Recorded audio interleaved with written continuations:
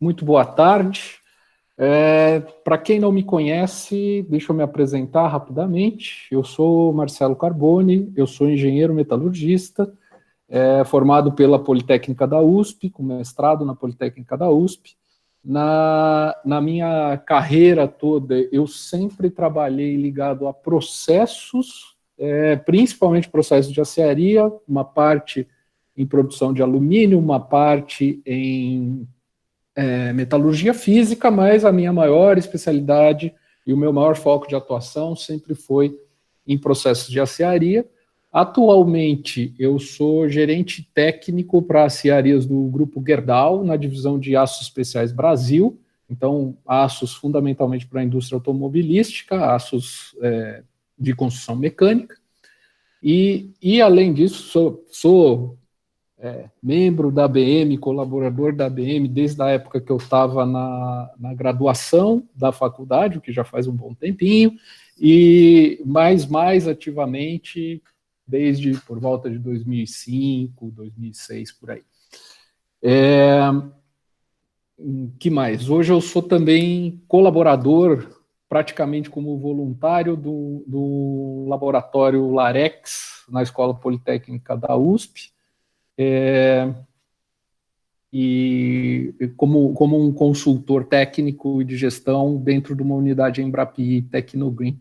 Eu estou com essa atividade em tempo parcial aqui desde este mês de maio, então é uma atividade que eu estou começando. Muito bem, como vocês viram pela minha apresentação, eu não sou nenhum especialista em automação, equipamentos, nunca trabalhei ligado a essa área, muito menos um especialista em indústria 4.0, né? Então, por que eu vou me meter a falar disso, né, de falar de indústria 4.0? O meu objetivo com esta apresentação é falar sobre ferramentas da indústria 4.0 aplicadas a processos na siderurgia, sob a visão do usuário dessas tecnologias e não do principal desenvolvedor, provedor dessas ferramentas. Então, o enfoque dessa apresentação é mais na visão do usuário dessas ferramentas. E, claro, eu acho que isso torna interessante para outros usuários, para pessoas que têm curiosidades e até para quem são os desenvolvedores e fornecedores terem um pouco essa visão de quem é o usuário. Então, vamos lá. Eu estruturei essa apresentação de uma forma a tentar fazer uma certa provocação, mas conduzindo pelo caminho que eu gostaria de falar, né? Porque, de novo, temas de indústria 4.0, eu posso falar sobre uma infinidade de tópicos e eu vou ter que restringir aí, porque a gente só tem uma hora. Então, vou só fazer um alinhamento que é a indústria 4.0. Eu acho que na audiência deve ter umas 50 pessoas que podiam fazer essa parte melhor do que eu, devem conhecer mais do que eu, mas eu vou me arriscar de fazer assim mesmo. Como essas ferramentas da indústria 4.0 podem ajudar em modelos de indústria tradicionais e disso o que se aplica a processo de siderurgia, então já trazer para a indústria de modelo mais tradicional, indústria mais de base, como isso se aplica à siderurgia, e aí começar a falar do que é um pouco mais a minha especialidade, que é desenvolvimento de processo em siderurgia, e trazer algumas visões sobre a abordagem tradicional de desenvolvimento de processo e o que é ou o que está sendo constituído como abordagem 4.0. E aí, a minha ideia, trazendo isso, falar um pouco sobre intuição, empirismo, magia voodoo. Não, magia voodoo não. Experiência, conhecimento técnico, dados, informação, e chegar num ponto. Ciências de dados, estatística, inteligência artificial vão substituir o conhecimento técnico em metalurgia? Então, essa pergunta fica aqui na introdução. Um outro tópico, quem toma a decisão é homem, é máquina, são os dois, fazer isso, e uma visão de futuro, e já faço o disclaimer aqui de cara, né, uma visão de futuro para onde vamos, né, isso aqui provavelmente eu não vou conseguir nem esboçar de responder essa pergunta, mas eu me sinto na obrigação de deixar essa pergunta no ar. Então, começando, o que é a indústria 4.0? Então, muito se fala sobre a indústria 4.0 e eu vou me ater à definição padronizada que diz respeito às revoluções industriais que a gente tem na história da humanidade. Então, a primeira revolução industrial, todo mundo sabe, todo mundo conhece, foi o início da mecanização dos meios de produção, que antes disso eu tinha uma produção artesanal. Nessa primeira revolução industrial foi o que começaram as máquinas a ajudar na produção. Essas máquinas eram ou por movidas ou por energia hídrica, né, de rodas de água e tudo mais, ou a máquina a vapor, que foi o grande desenvolvimento que causou a Revolução Industrial, e isso eu estou falando de final de século XVIII, né, 1780, por aí. E essa primeira Revolução Industrial pode ser chamada de Revolução Mecânica. Né? Em seguida, pouco mais de um século depois, veio a segunda Revolução Industrial com a eletrificação dos meios de produção, a partir daí podendo ter maior produtividade, melhor padronização, uma subdivisão do trabalho mais detalhado, linhas de produção mais parecidos até com o que a gente ainda tem hoje. Né? Então, existe muita discussão se o Brasil já chegou na indústria 3.0 ou se ainda está na 2, mas isso a gente pode discutir uma outra hora.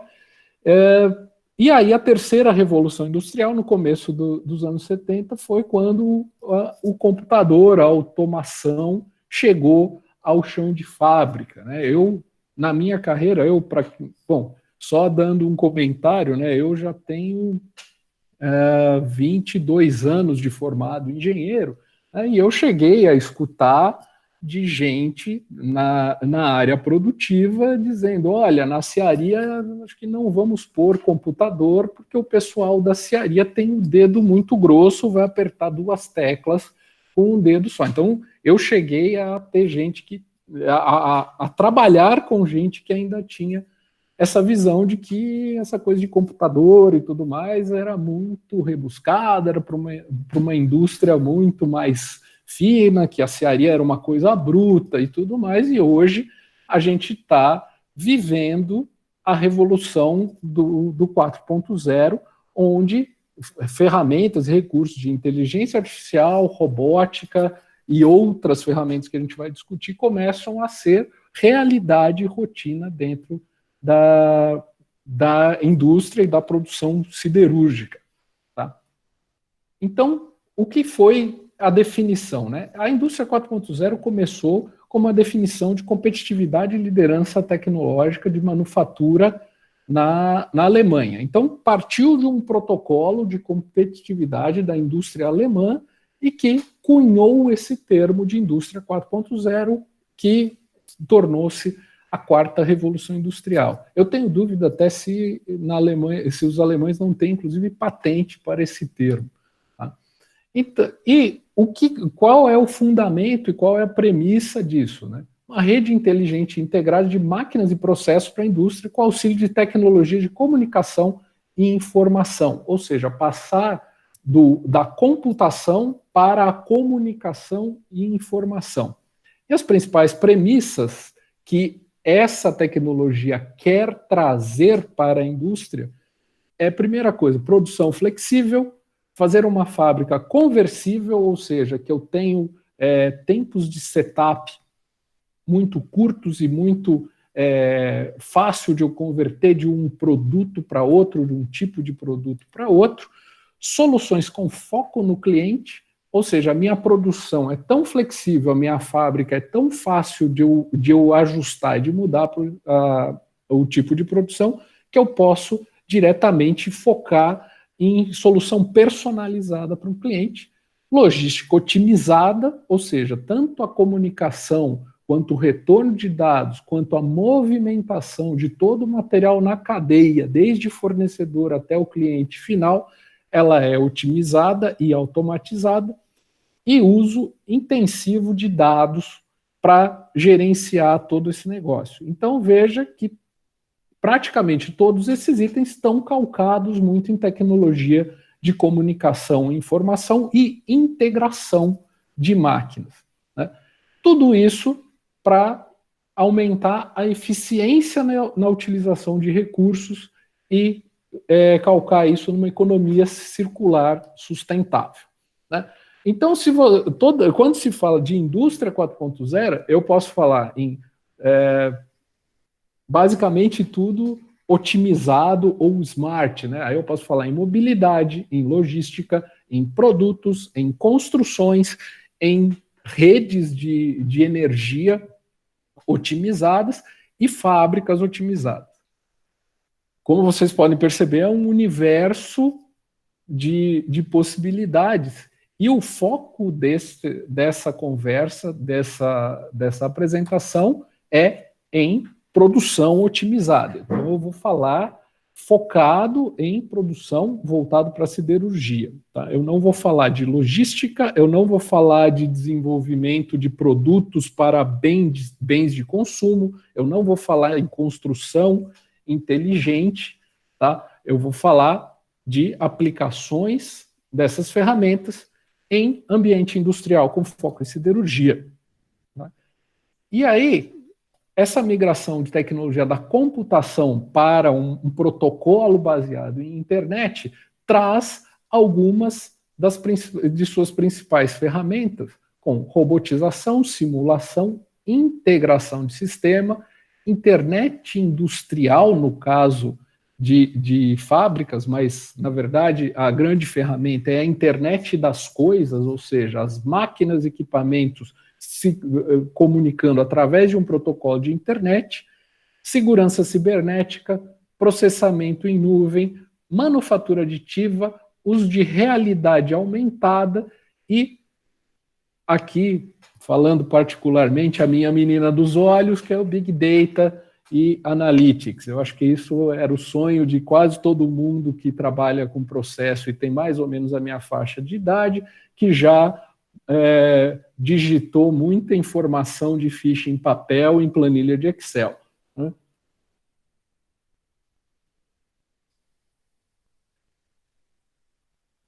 E como as ferramentas de indústria 4.0 podem ajudar em modelos de indústria tradicional, né? Então, primeira coisa, robótica avançada. Robotização já é uma coisa que vem da terceira revolução industrial, mas a robótica avançada fala em robôs que sejam autônomos, que sejam cooperativos e que já sejam integrados no sistema, quase dizendo que esse robô tem a possibilidade de tomar uma decisão e de fazer ajustes, né? Ou seja, ele tem um certo grau de autonomia, ele coopera com outras máquinas e outros robôs e ele, de certa forma, entende esse processo. Manufatura aditiva. Manufatura aditiva, que não é um dos tópicos que eu vou falar hoje, porque eu como engenheiro metalúrgico e de materiais, tenho a chance de começar a falar de manufatura aditiva e ficar falando 100 minutos sobre manufatura aditiva. Eu vou só comentar que manufatura aditiva é muito utilizada para a flexibilização da produção, seja por motivo de prototipagem, seja para usar peças de reposição e para ganhar otimização descentralizando alguns estoques e algumas partes de produção. Realidade aumentada permite que eu tenha informação just in time, seja num equipamento, como operar um equipamento, seja como saber o status de uma linha de produção e tudo mais. Já começo a ter ferramentas que fornecem essa informação, seja num óculos especial de visão, seja em painéis, em dispositivos manuais, como tablets e celulares, eu posso ter essas informações de realidade aumentada. Simulação, que trabalha com gêmeos digitais, ou seja, aqueles antigos modelos matemáticos estáticos que já vinham na siderurgia de muitos anos, hoje têm sido implantados por tecnologias da indústria 4.0 como gêmeos digitais completos de processos, de equipamentos, de partes de produção e até de empresas como um todo, funcionando não só para a parte de desenvolvimento de processos, que é o meu foco maior de atuação, mas principalmente com bons resultados para gestão de manutenção e gestão de ativos. A gente vai falar um pouquinho mais sobre isso. Integração horizontal e vertical para automação de toda a cadeia de valor, ou seja, o meu cliente sabe como está a minha produção, eu sei como está a produção do meu fornecedor e essa informação é fluida e transparente, garantindo uma minimização de estoques intermediários, uma otimização de custo-produtividade.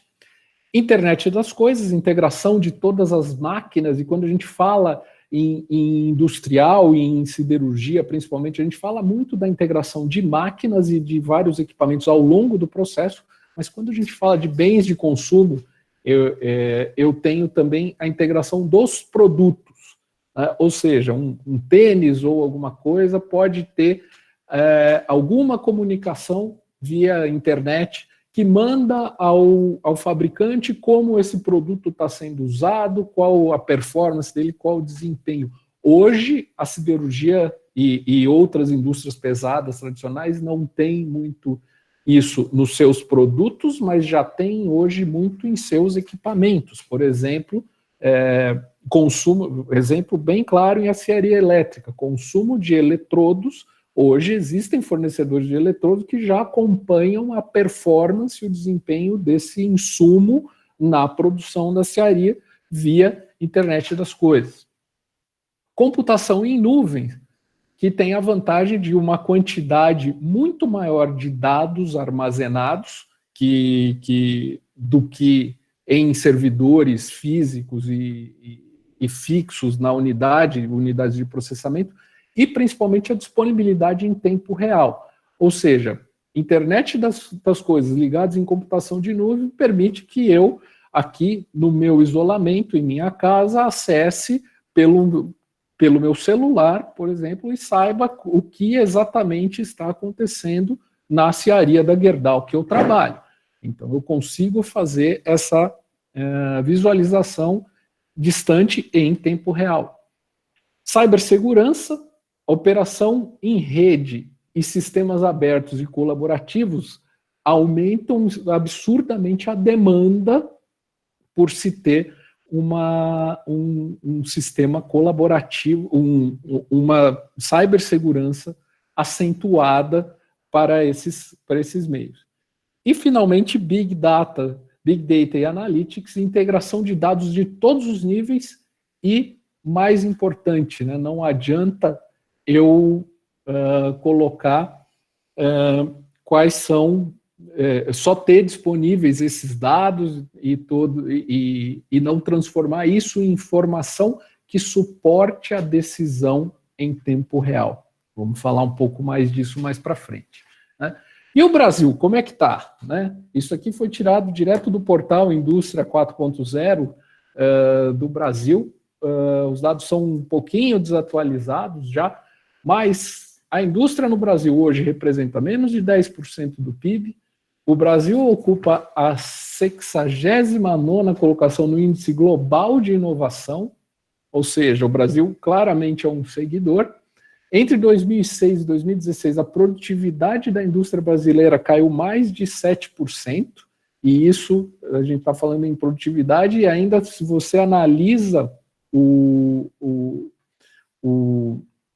detalhe dessa produtividade, em 2016 houve crescimento da produtividade, ou seja, em 2014, 2015, esteve mais baixa ainda do que tinha.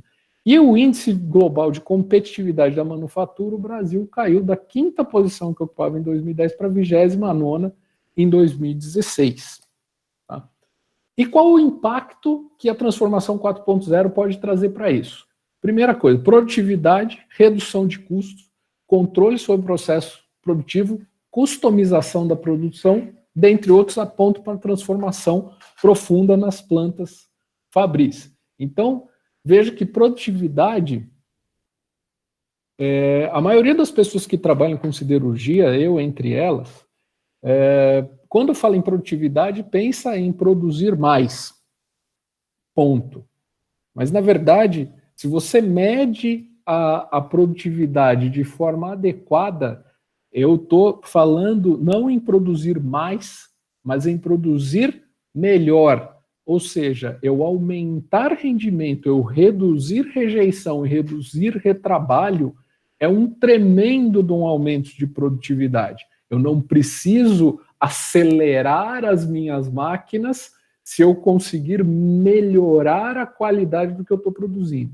Então, a transformação 4.0 traz ferramentas para ambas as coisas, para eu ganhar em otimização de processo, mas também para eu garantir a reprodutibilidade e a qualidade do que eu estou produzindo. Tá? E a estimativa anual de redução de custos no Brasil, já dando o spoiler, né, é de 73 bilhões por ganhos de eficiência, redução no custo de manutenção e consumo de energia. Ou seja, eu tenho uma fração aqui de estimado em 7 bilhões por ano só de economia de energia, de melhoria de eficiência de processo, mais 31 bilhões por ano só de redução de custos de manutenção de máquina e mais 34 bilhões por ano de ganho de eficiência, contabilizando um total de 73 bilhões. Quem tiver a curiosidade de olhar o detalhe desses números, de como é calculado, fonte está aí, industria40.gov.br.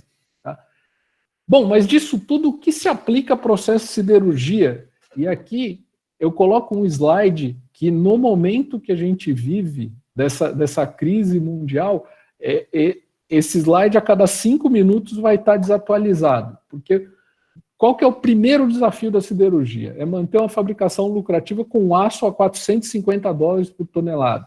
Eu não olhei hoje, mas talvez já esteja menos que isso. China recuperando, supercapacidade de produção em todos os lugares, consumo baixando por causa de todas as restrições que a pandemia está trazendo. Então, eu tenho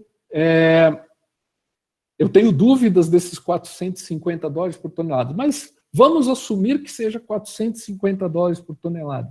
Aonde eu tenho que ganhar no meu custo para que isso seja lucrativo, né? Para que ainda vale a pena produzir aço? Primeira coisa, segurança em primeiro lugar. Não adianta você querer fazer uma loucura sem segurança, custa mais caro do que você fazer uma produção com segurança. E, então, não pensem que é só uma questão humanitária. É sim uma questão humanitária muito importante garantir a segurança industrial, mas é também uma questão de custo. É mais barato, além de ser muito mais humano e muito melhor, além de tudo, é mais barato trabalhar de forma segura. Redução de custos, ou seja, otimização de custos, padronização, e acho que essa é uma das principais coisas que a transformação 4.0 quer trazer para a indústria, e o mais aplicável em siderurgia, principalmente a aciaria, que é o que eu trabalho, ainda tem muito de alquimia na coisa, né? Muito aquela coisa, eu sei o jeitinho de fazer, então, mas padronização, conhecimento técnico, análise de dados, e isso resultando em performance de processo, melhoria de performance de produtos, sustentabilidade ambiental, produzindo de forma mais eficiente e mais padronizada, e sustentabilidade social, que de certa forma resume tudo isso, né? Quando eu combino segurança com questão ambiental, com questão de custos e melhoria de performance de processo e produto, eu contribuo para a sociedade como um todo. Então esse é o grande desafio e da siderurgia hoje, e esse desafio está totalmente alinhado e suportado por todas as ferramentas que a indústria 4.0 traz. Bom, então aqui nesse momento da apresentação eu estou já na metade do meu tempo, né? Então, e eu tenho 9 tópicos para falar. Então, como toda vez que a gente chega numa encruzilhada, e aqui é uma questão de otimização de recurso, eu tenho um monte de caminho possível da minha apresentação, e então eu sou obrigado a fazer uma escolha, né, ou escolhas de que caminho eu vou tomar.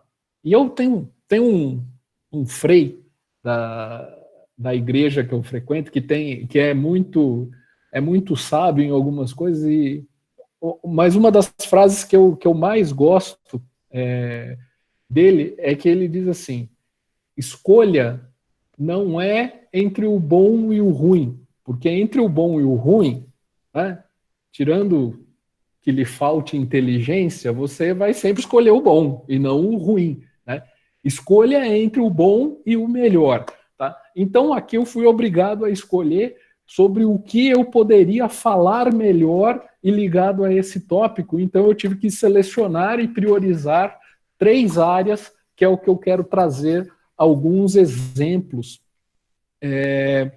de como essas ferramentas da indústria 4.0 estão trazendo essa transformação para a siderurgia. Esses são os melhores exemplos? São os melhores tópicos a ser discutido? Talvez não, mas esses são os melhores tópicos que eu consigo discutir e que eu tenho mais experiência, por isso foram os tópicos escolhidos.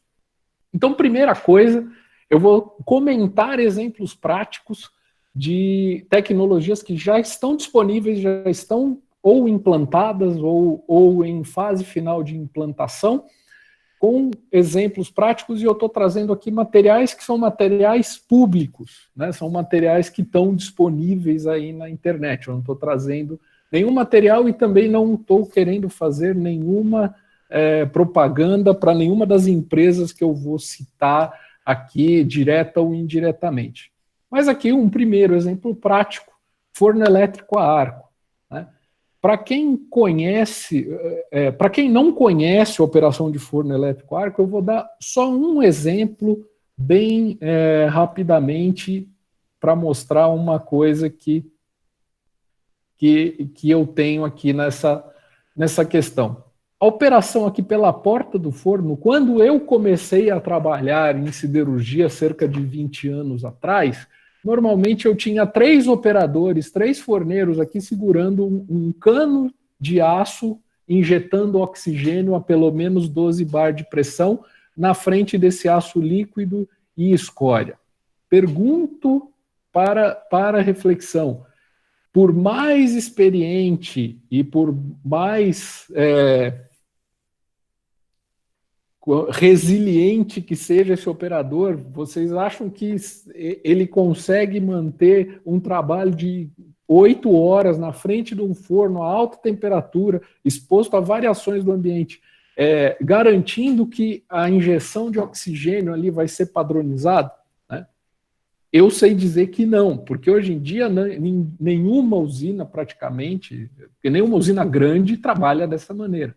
Eu tenho equipamentos robotizados que fazem essa limpeza da porta, eu tenho injetores de oxigênio ao redor da própria parede do forno, e gradualmente todas as atividades que são feitas aqui, que tradicionalmente eram feitas pelo homem aqui ao redor, como retirada de amostra, medição de temperatura, abertura do canal de vazamento, colocação de areia no canal de vazamento, têm sido substituídos por operações robotizadas, que inicialmente eram praticamente só uma operação mecânica e que hoje em dia já envolve o uso de câmeras, sensores, registros e até quase tomada de decisão, verificação se eu tenho a capacidade de abrir esse canal, não tenho, o que eu tenho que fazer, qual é a alternativa, quase que de forma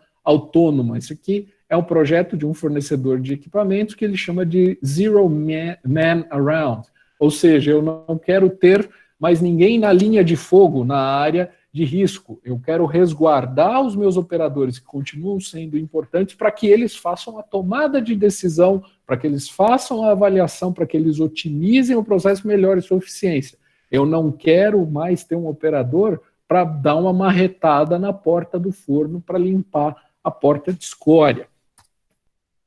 Exemplo prático, mais bruto ainda, né, que é preparação de panela siderúrgica. Eu tenho que movimentação de peças pesadas, refratário, eu tenho exposição do homem à fagulha e à chama, eu tenho inspeção visual de refratário, que depende da experiência do homem, e eu tenho que fazer uma operação consistente e reprodutiva, de modo a garantir. Eu juro que eu achei que eu tinha desligado o Skype. Para garantir essa consistência de operação aqui. Então, isso aqui tudo depende de uma operação manual do homem exposto à temperatura, carregando peso em uma área industrial. A hora que eu consigo substituir isso por uma operação robotizada, eu melhoro a minha padronização, eu tiro o ser humano da linha de fogo, da área de risco, garanto a ergonomia também de todo o processo. Tá? Então, além de melhorar toda essa parte, essa questão de segurança, de ergonomia, eu melhoro a repetibilidade e eu melhoro os registros que eu faço de tudo que está acontecendo. Então, isso também é uma solução comercial disponível, que tem aqui no link. Essa apresentação vai ser disponibilizada. Então, quem tiver a curiosidade, procure. Quem tiver o interesse, procure isso aqui. Outro exemplo prático, número 3, de robótica, lingotamento contínuo. Manipulação, troca de peças refratárias, troca rápida de sistema robotizado, manipulação de válvula longa para encaixe aqui para fluxo de aço líquido, ou seja, isso tudo, o estado da arte é eu ter isso robotizado, mas o que você encontra na maioria das usinas siderúrgicas ainda hoje é tudo isso sendo feito com auxílios mecânicos, não robotizado ou de forma eletrônica. Então, além de expor o operador aqui, depende muito da experiência do operador de saber conduzir toda essa manipulação de materiais, aqui no caso do exemplo do lingotamento contínuo, de controle de fluxo de aço, limpeza dessas peças refratárias e continuidade de operação. Quando eu automatizo e robotizo tudo isso, novamente, eu melhoro segurança, eu garanto a repetibilidade, eu garanto a produtividade e eu melhoro os meus registros de controle de qualidade. Registros de controle de qualidade vão ser muito importantes num tópico à frente. Tá? Então, além de toda essa manipulação, tem todo o sistema de monitoramentos, seja de parâmetros, seja do produto real já em linha durante o lingotamento, já fazendo a medição da qualidade desse produto e já retroalimentando os sistemas de controle de processo para que eu não só detecte esse defeito, mas que eu pare de produzir um defeito nessa máquina. Em paralelo a isso, eu tenho modelos matemáticos na forma de gêmeos digitais reproduzindo. Então, essa figura aqui, na verdade, está aqui no exemplo de robótica avançada, mas ela vai além disso, né? Já fala de uma solução mais integrada para todos esses pontos. Indo para o próximo ponto, parte que a gente quer discutir, entram os gêmeos digitais, onde são modelos matemáticos que trazem uma comparação virtual digital com o que é o mundo real. Então, você pode ir desde o nível do equipamento até o nível da unidade de negócios, e um modelo pode ser desde descritivo até prescritivo. Né? Então, o que eu estou fazendo? Eu estou partindo do modelo mais básico, por exemplo, eu vou modelar um distribuidor, como é que é o fluxo de aço dentro de um distribuidor no lingotamento contínuo. Eu passo a entender como ele é, eu posso fazer mudanças offline na geometria, na temperatura que eu trabalho, nos canais de vazamento, posso fazer. Então, eu uso um modelo que é descritivo de um equipamento.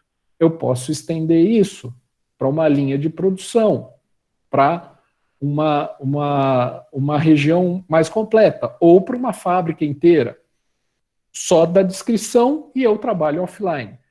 Eu posso, além de ter o offline, eu posso ter o diagnóstico, que eu não só descrevo offline, mas eu monitoro online para saber assim, opa, peraí, aqui nessa fábrica teve um momento aqui da produção que saiu fora. O modelo dizia uma coisa e o meu real mediu outra coisa. Vou segregar esse produto, vou entender se eu posso utilizar, que tipo de controle eu tenho que fazer. E aí eu posso fazer o preditivo, que é o meu modelo está indicando que o meu processo está saindo de controle. Antes que ele saia, eu tenho a chance de atuar para ajustar esse produto. E, finalmente, o prescritivo, que está fazendo o monitoramento online. Toda vez que eu tiver uma tendência de sair, ele mesmo já faz o autoajuste no processo para que evite que saia da especificação, né? Então, eu posso chegar a ter até o nível de ter a usina inteira aqui. E, inclusive, como sempre, eu tenho um viés muito forte em processos, mas a utilização de gêmeos digitais é até mais interessante, talvez, para manutenção preditiva do que para os próprios processos. Eu posso ver por indicadores de performance dos equipamentos que eu preciso atuar antes que eu tenha uma parada imprevista, uma quebra, que pode resultar em perda de produtividade, além de perda de produtividade, uma produção de material não conforme, e num caso extremo posso ter até um acidente dentro da indústria, tá? Então, essas simulações trazem dados sobre o ciclo de vida desse recurso físico, que passa a ser cyberfísico, integrado ali com o mundo virtual, usa modelos que descrevem diferentes aspectos. Essas descrições relacionam o modelo ao mundo real, né? Então, tem que estar em adaptação contínua, então precisa se retroalimentar, e aí cria o que seria o espelho do produto na forma digital para dizer se esse produto está bom ou não está, mas ainda não é um processo perfeito, provavelmente nem nunca vai ser, mas precisa garantir uma acurácia suficiente para suportar perda de conexão, bem como fazer extrapolações e simulações. Em vez de eu fazer um teste mais arriscado já na máquina real, eu faço primeiro uma simulação de 10, 15 cenários, e aí eu escolho falar, esses dois são os mais promissores, esse eu vou testar aqui no meu físico. Muito bem, e tudo isso eu estou falando de geração de dados, retroalimentação e compilação de todas essas informações. E aí eu chego no bendito do Big Data e Analytics, né? E aí eu vou precisar de uma inteligência artificial dentro da minha cabeça para gerenciar todos esses dados? Não, justamente são essas ferramentas de gestão e análise de enormes bases de dados que podem conduzir a parametrização de soluções de inteligência artificial, que são essas ferramentas apresentadas aqui na indústria 4.0. E aqui eu trouxe mais uns 2 exemplos aqui sobre esses casos, de estudo de caso, dos quais um eu tenho bastante contato já no meu dia a dia, que é a solução adotada pela empresa que eu trabalho, que é o BrainCube, onde na indústria de metais tem casos de 300% de melhoria por substituição de material, e aí essa substituição de material está muito voltado à gestão de ativos e à manutenção de ativos, ou seja, eu substituo um material, eu ganho tanto em produtividade para de imprevisto que usar um material mais nobre compensa 300% de melhoria de performance. Aumentos de produtividade, aumentos da eficiência do produto, né, do metal produzido, e principalmente melhoria na estabilidade. Tá? Isso aqui eu trago um exemplo, então só para dar um exemplo de hoje, o que eu trabalho dentro da Cearia, para cada vez que eu tenho uma análise de caso, eu tenho à disposição quase 5.000 pontos, 5.000 dados que vão me dar uma opção de gráfico que me diz faixas otimizadas e instantaneamente me linka. Não sei se vocês conseguem olhar pontinhos azuis que eu tenho aqui nesse gráfico, me linka, olha, quanto da minha produção saiu nessa faixa otimizada para esse parâmetro. E esse é uma primeira abordagem, olhando parâmetro a parâmetro, e em seguida ferramentas que vão cruzar múltiplas variáveis para tentar chegar num resultado final. Tá? Isso tudo é a base para o machine learning e a inteligência artificial. Né?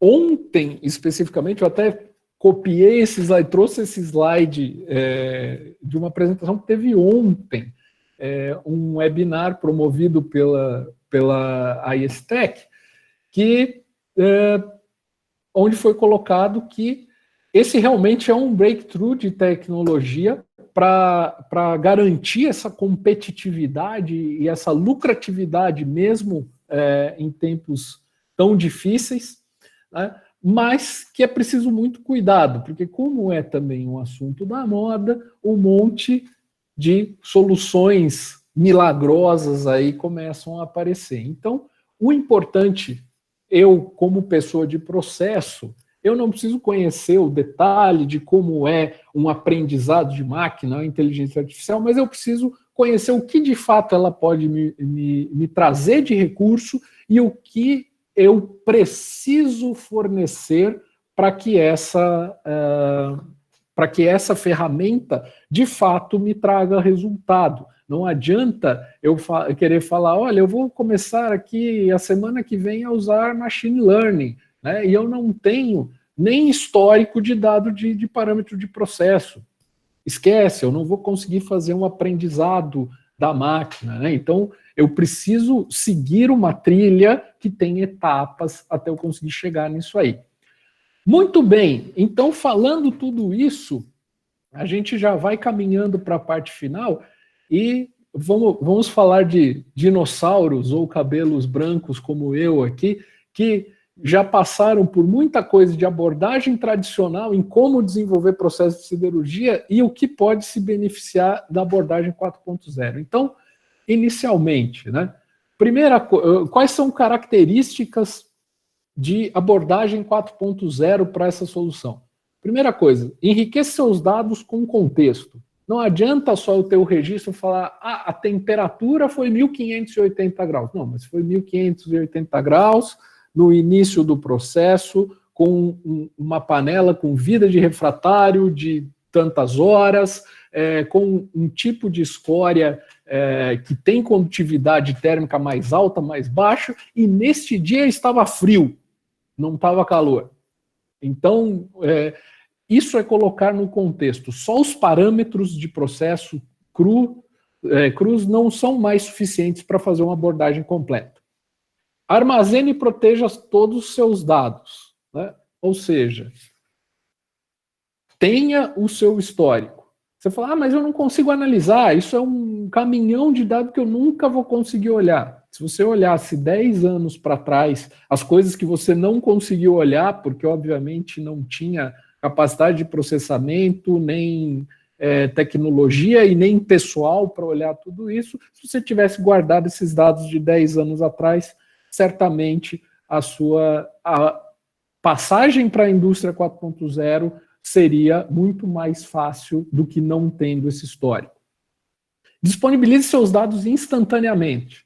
Gaste tempo na análise e não na busca. Quando eu comecei a trabalhar em aciaria, eu lembro que para fazer uma análise e ter um resultado consistente, Eu, às vezes, ficava uma semana estudando um problema e falando, puxa vida, você estudava muito, né? Ficava, não, dá uma semana, né, uma semana de trabalho, 5 dias de trabalho, eu passava 4,8 dias olhando ficha, tentando entender aonde estavam os dados, aonde tinha informação, e gastava 2 horas analisando aquela informação. Hoje, não. Hoje, a gente tem esses dados todos instantaneamente, e eu posso gastar tempo, 1, 2 dias, aí começa às vezes a ser razoável, em analisar, e analisar muito mais a fundo esses dados e não gastar tempo na busca.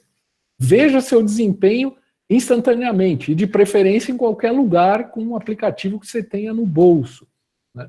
Avalie a eficiência de seus padrões, mantenha indicadores relevantes e atualizados. Quem assistiu o webinar de ontem do José Roberto Bolota sobre gestão industrial sabe da importância de indicadores relevantes. Mantenha-os atualizados e corretos.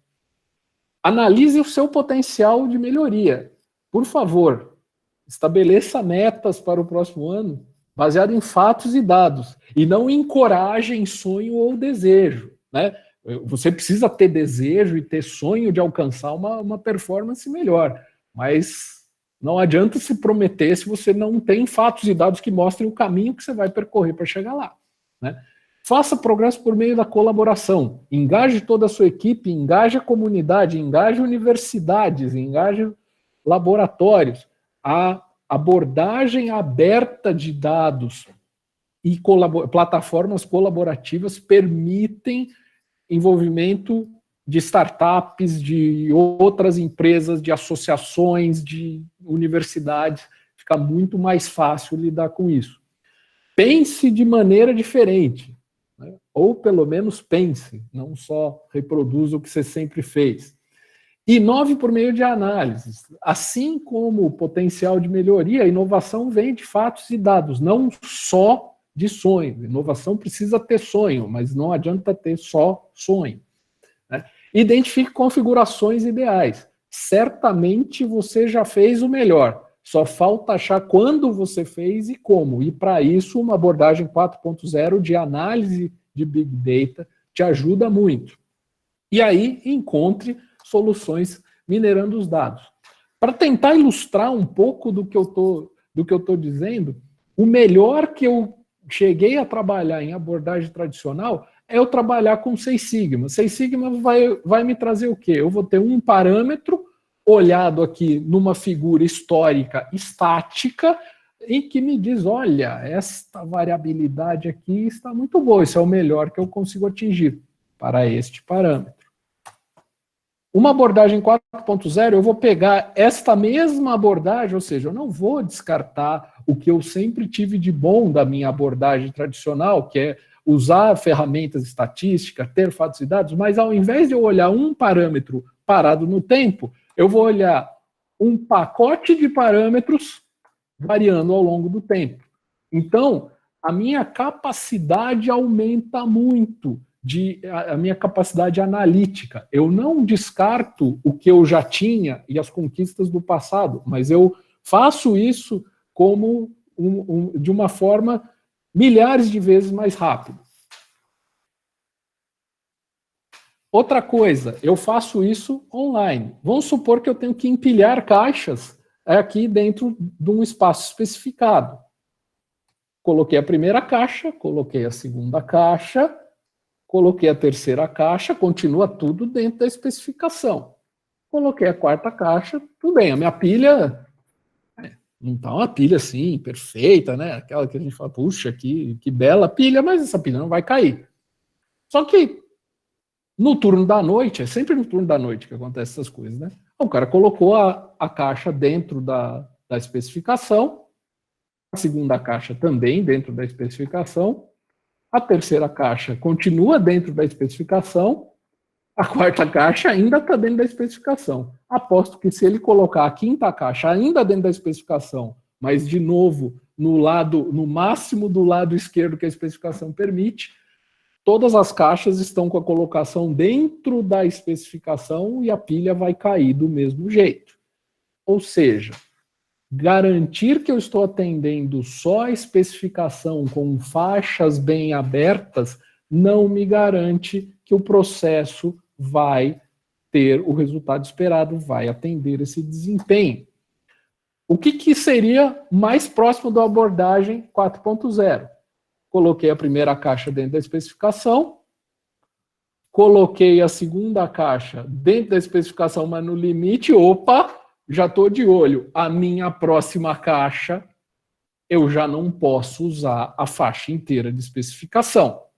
E aí eu restringo o que é a minha faixa para os próximos parâmetros. E ali eu consigo, mesmo tendo uma variabilidade no processo, no final eu atendo a minha propriedade. Mas eu tenho que entender que, como eu já usei grande parte da faixa de especificação nos primeiros parâmetros, os demais eu tenho que ser mais restritivo nele. E com isso, eu saio da parte de intuição, empirismo, experiência, simpatia, magia, voodoo, para ir para a parte de conhecimento técnico, dados e informação, construindo a pirâmide da sabedoria, que, convertida em fatos e dados, eu tenho dados, que são um monte de pontos ali, que só, por si só, não dizem muita coisa. Eu categorizo esses dados e transformo em informação, começo a ligar os pontos para que essa informação vire conhecimento, e aí eu posso começar a ter ideias até o ponto que eu saiba como resolver um problema. Tá? E como são os sistemas tradicionais de controle de processo? Normalmente trabalham com limites físicos, fixos, baseados em sistemas. Então, toda vez que eu sair fora desse limite, que seria um controle ali de processo, ele me gera um alarme e fala, olha, que eu tenho risco de ter um material fora. Só que eu posso ter tudo dentro da especificação, mas ter um padrão que não corresponde à normalidade. Isso, em análise de ciências de dados, numa abordagem, começa a detectar anomalias de padrão mesmo num processo estável. É sempre aquela velha pergunta, aquela velha questão do pessoal de processos que fala assim, puxa vida, mas estava tudo dentro do especificado, como é que esse produto deu problema? Posso ter anomalias, flutuações e, principalmente, eu posso ter vários parâmetros tendo anomalias de formas próximas. Não é somente um parâmetro ou uma anomalia que vai definir um problema de qualidade. Eu preciso vencer múltiplas barreiras, eu preciso que tenha um alinhamento aí entre todos os problemas. E aí vem a grande pergunta. Já que agora eu estou conseguindo analisar dessa forma, com ciência de dados, com estatística, inteligência artificial, eu não preciso mais ter conhecimento técnico em metalurgia? Bom, começamos por aqui. Hoje em dia, a gente tem uma capacidade de avaliar até cerca de 71 trilhões de pontos para fazer um treinamento de inteligência artificial, né? Um treinamento de máquina, um machine learning para isso aí. A minha apresentação caiu? Voltou. Pronto. Para que eu possa fazer isso. Isso eu não tenho na rotina, mas eu consigo gerar tudo isso de dados. Mas a hora que eu gero tudo isso de dados, primeira coisa, eu preciso saber o que eu vou aprender, né? Ou seja, o que eu vou ensinar para essa máquina. Que resposta que eu estou buscando disso aí? Eu posso ter a ferramenta, mas se eu não souber que resposta eu estou buscando, eu vou achar que eu já estou lá, né? O que eu faço com essa resposta? Uma vez que eu tenho a resposta, o que eu faço com ela? E se aparecer um caso inusitado, o que eu faço? Então, por mais que eu tenha ciências de dados, estatística, inteligência artificial, o ser humano que tem o conhecimento técnico, e aqui no caso de siderurgia, falando em conhecimento técnico de metalurgia, continua sendo o maestro de toda essa produção. Porque, afinal de contas, quem toma a decisão? Homem ou máquina? As máquinas podem gerar dados, acumular dados, podem usar técnicas estatísticas e analíticas para organizar esses dados e tornar claro o que esses dados querem dizer, transformar esses dados em uma informação, mas a decisão final, por mais que seja suportada por máquina, ainda é uma questão a ser definida pelo homem. E aí, quanto mais conhecimento tiver, e aí eu não estou falando dos iluminados, engenheiros e tudo mais, estou falando de conhecimento desde o chão de fábrica. Um operador que hoje não precisa mais carregar pedra para jogar no forno, pode-se exigir que ele seja um operador que comece a entender muito mais do seu processo e ter autonomia para tomar decisões, né? Então, eu preciso avaliar as várias camadas do que está sendo produzido, do que é. Não basta eu olhar friamente para os dados, isso eu já tinha comentado, parâmetros exclusivamente não são necessários. E aqui eu trago essa parte essa fonte dessa empresa aqui, que é uma empresa de inteligência, que na experiência deles é relatado o seguinte: toda vez que eles vão implementar uma solução de inteligência artificial, ao contrário do que seria esperado, é justamente o pessoal mais experiente e que mais conhece de processo que são as primeiras pessoas a abraçar essa solução e a colocar essa solução em uso. Por quê? Essas pessoas reconhecem a sua experiência sendo confirmada, quantificada e melhorada por essa ferramenta. Essas ferramentas vão tentar traduzir o que a gente sempre chamou de regra de dedão, aqueles cálculos, conta de padeiro, cálculo de padeiro, percepção, sons, cheiros, luzes, né? Eu já trabalhei com um operador que cheirava a escória e falava assim: oh, essa escória tá boa porque tá com cheiro de escória boa, e não sabia nem do que se tratava. E depois, na verdade, era o teor de cálcio que tinha, gerava um carboneto oxidável, produzia um gás que gerava o cheiro. Luzes, cores, todas essas partes de processo, um monte de operadores antigos tinham essas percepções e nunca souberam explicar ou entender. Essas ferramentas trazem o suporte para quantificar e melhorar essa percepção que já existe do ser humano, tá? E aí, para onde vamos com tudo isso, né? E aí eu comecei falando da indústria alemã, que foi quem partiu com a indústria 4.0, e volto para fechar com ela, né? 3 pilares são as coisas que são vistas para o futuro da indústria 4.0. Autonomia, interoperabilidade e sustentabilidade. Na autonomia, é o conhecimento de ser níveis na escala de produção, ou melhor, né, em vez do conhecimento de ser, são os níveis que anteriormente eram apenas força mecânica de trabalho, passarem a ser uma força de transformação e de tomada de decisão através de formação de ferramentas que apoiem essa tomada de decisão. Interoperabilidade, ou seja, autonomia e padronização, de modo que as fábricas consigam se reorganizar, recolocar, e que eu possa migrar a produção de um lugar para outro e que essa produção seja descentralizada e seja reprodutiva e que eu consiga integrar tudo isso com sistemas e inteligência artificial. E sustentabilidade. Sustentabilidade nos seus 3 aspectos fundamentais.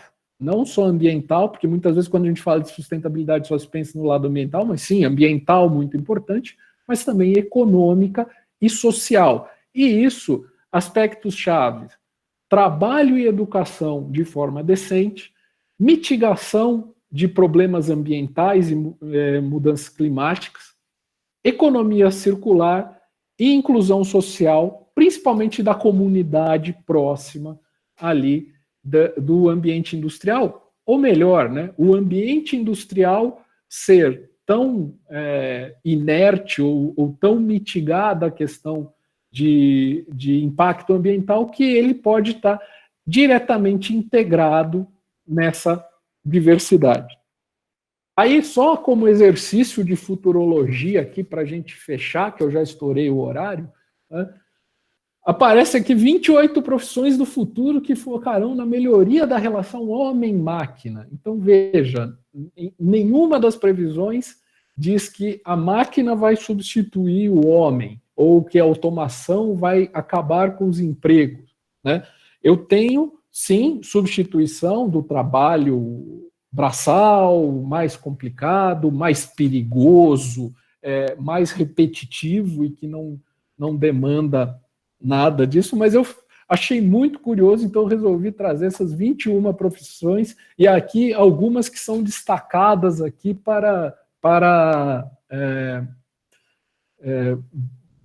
são destacadas que têm a ver com indústria, principalmente, né? Como engenheiro de reciclagem de dados, porque gerando trilhões de dados por segundo, eu preciso saber o que eu guardo e o que eu não guardo. Eu tinha falado para guardar tudo, né? Mas também não é assim tão fácil. Agentes de segurança, design de personalidade de robô, olha só que legal, né? Inspetor de risco de robô, prevenção a cybercalamidades, né? Quase um técnico de segurança de robô. Então, são profissões que hoje a gente acha até engraçado, né? Mas, por exemplo, assistente de felicidade, né? Você não imagina, né, hoje uma profissão, mas que provavelmente daqui 10, 12 anos são profissões que se vai falar normalmente. Eu tenho amigos ali que vão falar que assistente de felicidade já existe desde sempre, mas eu vou pular esse assunto. Então, com isso, eu termino o que eu tinha preparado aqui para apresentar. Eu extrapolei aí 10 minutos no nosso tempo. Gostaria de agradecer, espero que eu tenha atendido, pelo menos em parte, as expectativas de vocês, que me deram o privilégio de estar aí ouvindo essa fala.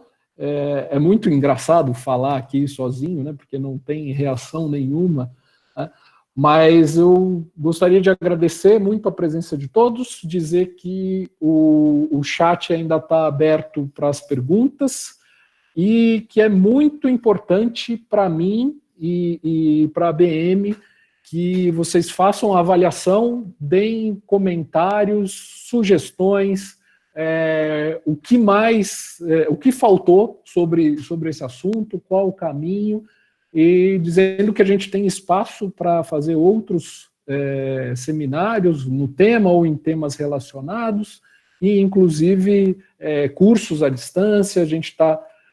A ABM está trabalhando bastante no desenvolvimento disso. Obrigado, eu acho que o Leal deve ter, pelo menos o Leal deve ter mensagens finais aí. Agradeço a todos. Eu acho que a Karina tem algum recado para dar. Isso, muito bom, viu, Marcelo? Muito bom. Tivemos um pico aí de 108 pessoas, de 200 inscritos, entraram 108.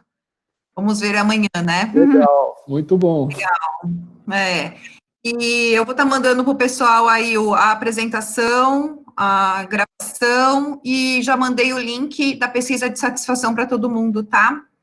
E isso, eu acredito que até o momento não tinha nenhuma pergunta. Não tem nenhuma pergunta, tá todo mundo só agradecendo. Todo mundo agradecendo, mas depois você dá uma olhada aí no chat, tá bom? Obrigada, então, Marcelo Carbone, até amanhã. Muito obrigado, eu que agradeço, obrigado a todos aí. Marcelo, deixa eu fazer um comentário final aqui. Você falou aí do pessoal que é jurássico, né? Alguma coisa desse tipo aqui assim, de cabelo branco, então eu estou me incluindo bastante nisso aqui. É a primeira vez que eu entrei numa cearia, uma corrida de aço demorava 8 horas, né? Viajei para fazer estágio no exterior, para ver equipamento que poderia ser usado na área, porque aqui não tinha nenhum equipamento. Veja, troço simples, coisa simples. Hoje é só um absurdo falar uma coisa dessa aqui, mas buscando lá de trás. Então, eu acho que essa evolução que você mostrou aqui realmente é muito sensível. Você colocou num ponto aqui que é problema de segurança, né? Então, o primeiro lugar lá foi segurança. Realmente, eu concordo com você. Não adianta nada ter isso tudo aqui e não ter segurança. Então, é muito dado. E a quantidade de dados que a gente tem hoje aqui realmente é muito grande. E nós temos que ter, acho que é o homem mesmo, não vai ser, nunca vai ser substituído. É o que vai dar a palavra final dessa coisa toda, né? Você também citou, falou en passant, você falou de associação. Eu conclamo a todos que sejam sócios de uma associação, de preferência da BM, na verdade, e que eu acho que nos nossos eventos acontece muito uma troca de informações que são muito ricas. Isso aí também é insubstituível. Nem todo mundo tem todas as informações, e você mostrando o que você está mostrando aqui, você tem uma série de dados da empresa que você trabalha, um colega seu tem outros dados, que juntando os dois vai dar uma resultante positiva, né? Então, eu acho que isso aí é muito importante, fazer parte de uma associação. Eu acho que é isso aí que você faz parte. Eu tenho há 51 anos que eu sou sócio da BM. Desde a época de universidade também. Então, acho que isso aí, ninguém tira isso da gente. Muito obrigado mais uma vez pela sua disponibilidade, foi muito boa. Gostei você apresentar, e a gente está vendo você aqui. Eu vi o Bolota que deve estar aí na linha também, aí, deve estar escutando isso aqui. Eu acho que esse sistema é legal, porque a gente está vendo você, a sua reação, e você mostrando os dados aqui, foi muito legal. Muito obrigado mais uma vez, e até amanhã, né? Amanhã eu vou estar copiando tudo que eu não consegui anotar aqui, eu vou anotar amanhã. Estava falando que amanhã vai ser tudo diferente. O clima vai estar diferente, né? O tempo vai estar diferente. Então, muito obrigado mais uma vez aí. Isso aí. Eu que agradeço. Obrigado. Um abraço para você. Até mais.